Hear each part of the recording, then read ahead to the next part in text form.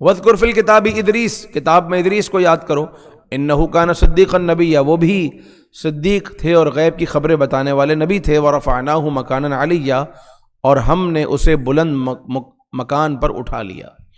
تو حضرت ادریس علیہ السلام کو اللہ نے بلندی دی، ایک تو اللہ تعالیٰ نے ان کا اسٹیٹس بلند کیا، ایک بات، دوسری بات اللہ تبارک و تعالیٰ نے ان کو آسمانوں پر اٹھا لیا۔ اللہ تبارک و تعالیٰ کے حبیب صلی اللہ علیہ وسلم جب معراج کی رات چوتھے آسمان پر پہنچے تو وہاں ادریس علیہ السلام سے ملاقات ہوئی۔ ادریس علیہ السلام بہت زیادہ درس دیتے تھے، بیان کرتے تھے۔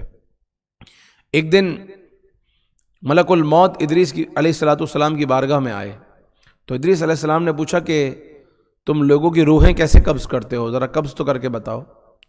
تو انہوں نے ادریس علیہ السلام کی روح قبض کی، اور یہ روح قبض کرنا تو دکھانے کے لیے تھا، دوبارہ واپس روح لوٹا دی۔ کہا اچھا اب مجھے جہنم دکھاؤ، جہنم کیسی ہے؟ جہنم دکھائی گئی۔ کہا میں اس کے اوپر سے گزرنا چاہتا ہوں، اوپر سے گزرے۔ کہا اب جنت دکھاؤ، جنت دکھائی گئی، جنت میں داخل ہوئے۔ اب فرشتوں نے کہا چلیے جہاں آپ تھے۔ بولا اب تو میں نہیں جاتا، اس لیے کہ اللہ کا وعدہ ہے کل نفس ذائقۃ الموت، ہر نفس نے موت کا مزہ چکھنا ہے، وہ میں نے چکھ لیا۔ اللہ نے فرمایا ہے کہ ہر جان کو دوزخ پر سے گزرنا ہے، میں گزر گیا۔ پھر اللہ نے فرمایا جو جنت میں داخل ہو جائے وما ہم بمخرجین، وہ کبھی بھی نہیں نکالے جائیں گے۔ تو جب میں جنت میں آ گیا تو اب نکلنے کا کیا سوال، اب میں یہیں رہوں گا۔ تو اللہ تبارک و تعالیٰ نے فرشتوں کو کہا انہیں چھوڑ دو، انہوں نے جو کہا صحیح کہا ہے۔